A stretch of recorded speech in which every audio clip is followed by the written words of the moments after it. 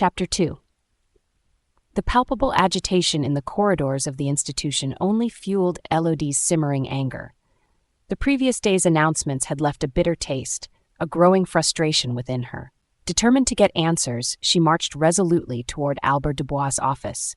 She knew confronting the headmaster wouldn't be easy, but she refused to remain passive in the face of injustice.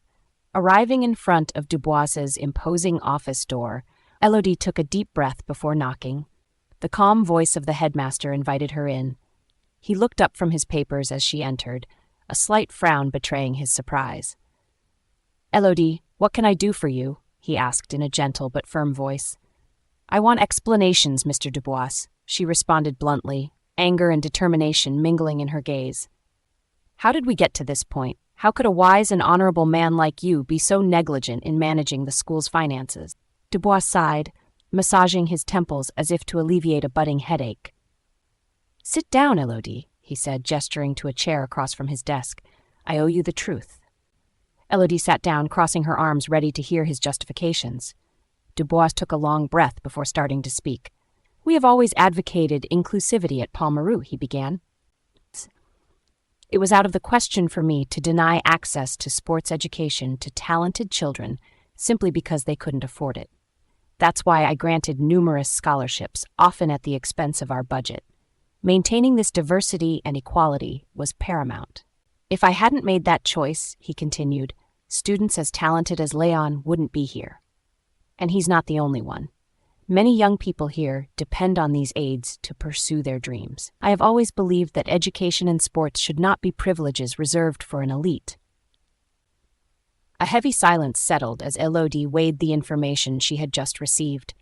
She now understood the extent of the headmaster's sacrifice and generosity.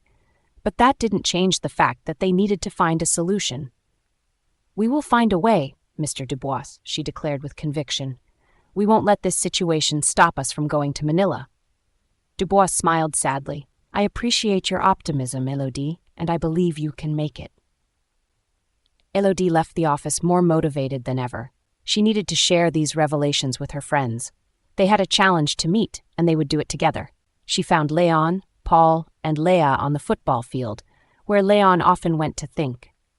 They were training, trying to keep their minds occupied despite the worries weighing on their shoulders. "Élodie," exclaimed Léa as she approached. "So, what did Dubois say?" Élodie explained everything, the full extent of the financial situation and the sacrifices Dubois had made to maintain the school's inclusivity. Her friends' faces shifted from incredulity to grave understanding. "We won't give up," Élodie asserted forcefully. "We have to find a solution. We'll work, look for sponsors, do whatever it takes. We're going to Manila." Paul nodded, his jaw clenching with determination. "There must be odd jobs in town. We can take them after classes and training." Léon found his smile again. "That's a great idea, Paul." The fresh morning breeze caressed the faces of the Palmaru students as they gathered in the courtyard, discussing their plans for the day. Léon, Élodie, Paul, and Léa stood apart.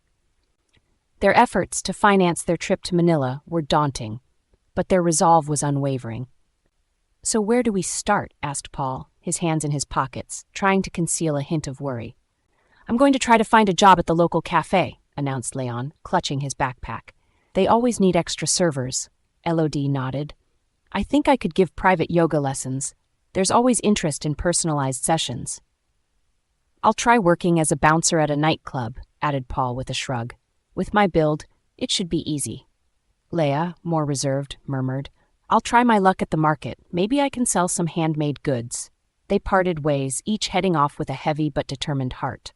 Léon entered the cafe, timidly greeting the owner, a stout, smiling man named Mr. Gustave.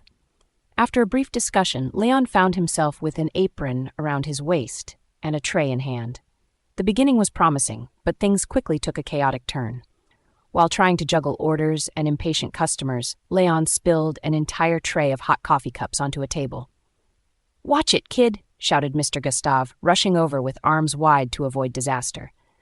Léon, his cheeks red with embarrassment, mumbled apologies as he cleaned up the mess. It wasn't as simple as he had imagined. Élodie, meanwhile, had found a few clients for her yoga lessons, but things didn't go as planned. During her first session, she had to deal with a client whose hands were too wandering, forcing Élodie to abruptly end the class and leave in a huff, her heart pounding with indignation.